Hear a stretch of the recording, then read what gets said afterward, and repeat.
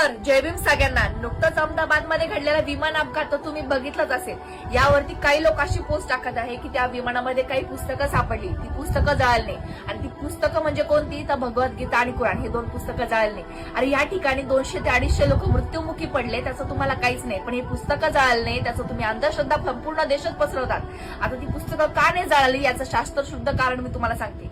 जेव्हा आपण कोणतंही बंद पुस्तक एखाद्या आगेत टाकतो, एखादा चुलीत नेऊन टाकतो, तर त्याला ऑक्सिजन भेटत नाही, त्यामुळे ते पटकन जळत नाही. आणि त्याच ठिकाणी जर आपण एक कागद करून त्याच्यामध्ये टाकला तर ते कागद पटकन जळतो, त्याला ऑक्सिजन लवकर भेटतो. अरे तुम्ही श्रद्धा ठेवा, पण अंधश्रद्धा ठेवू नका. विज्ञानाकडे जा, पण अज्ञानाकडे जाऊ नका. सर्वांना क्रांतिकारी जय भीम. नमो बुद्धाय.